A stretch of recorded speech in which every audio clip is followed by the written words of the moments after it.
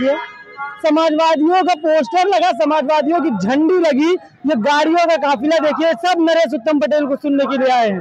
और संविधान बचे और भारतीय जनता पार्टी जो देश और प्रदेश में सरकार चला रही है वो जनता के साथ बहुत धोखा कर रही है, छलावा कर रही है।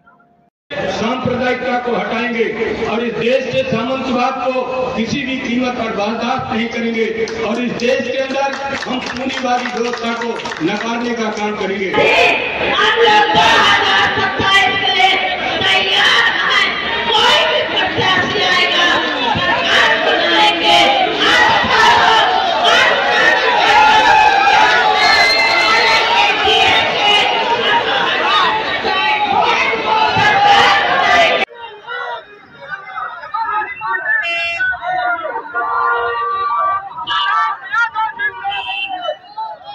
आरक्षण दिवस को ही संविधान महास्तंभ दिवस समाजवादी पार्टी मनाती आई है।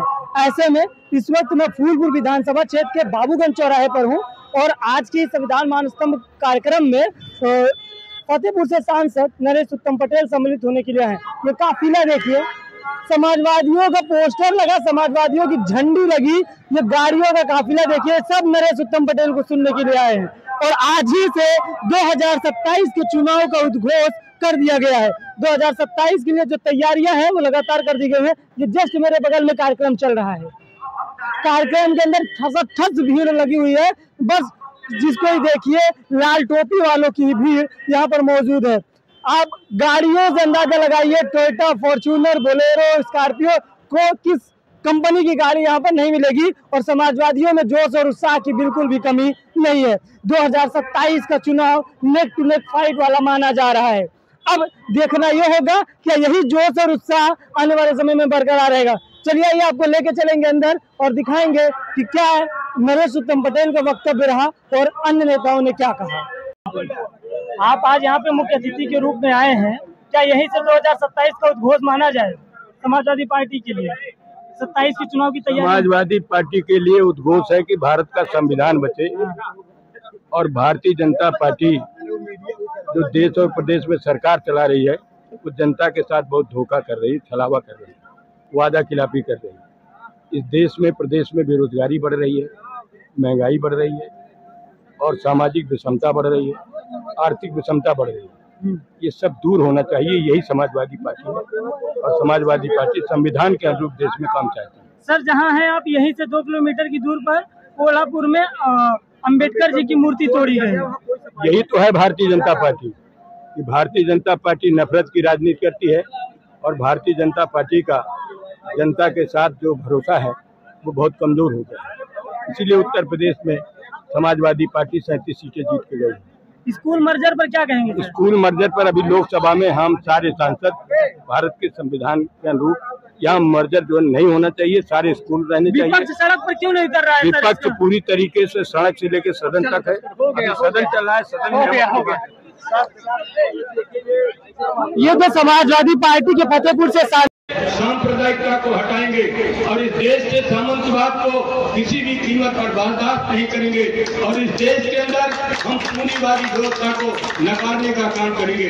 हम आर्थिक विषमता को समाप्त करने का काम करेंगे।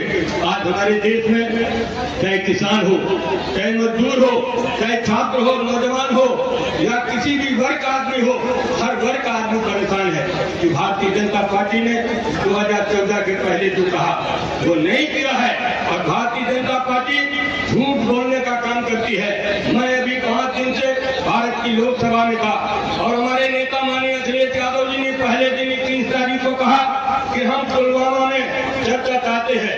हम जो हमारे देश के अंदर मतदाता सूची का विशेष पुनरीकरण अभियान चालू किया गया है, इस पर चर्चा चाहते हैं। लेकिन साथियों, आज भारतीय जनता पार्टी ने न पुलवामा पर चर्चा स्वीकार किया, न SIR पर चर्चा स्वीकार किया और पूरे 5 दिन भारतीय जनता पार्टी ने जो विपक्ष के सांसद हैं उनकी आवाज को दबाने का काम किया और सदन को स्थगित करने का काम किया।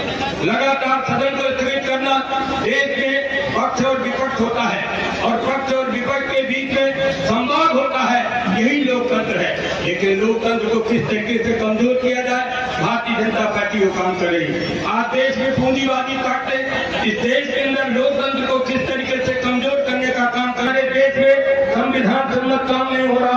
हमारे देश के अंदर आर्थिक विषमता बढ़ रही है, हमारे देश के अंदर सामाजिक विषमता बढ़ रही है। लगातार इस बात को माननीय अखिलेश यादव जी सदन से लेकर सड़क तक, प्रेस मीडिया से लेकर जिला सम्मेलन से लेकर देश के जितने भी सम्मेलन उस बात को रहते हैं। इसलिए आप सभी इलाहाबाद के भाइयों से मैं निवेदन करने आया हूँ कि आप सब लोग भारत के संविधान की रक्षा के लिए, देश के लोकतंत्र की मजबूती के लिए, आपसी भाईचारे की मजबूती के लिए आप संकल्पबद्ध हो और आने वाले 2027 के चुनाव में आप सारे लोग अपने गांव में बूथ कमेटियों को दुरुस्त करना, मतदाता 27 में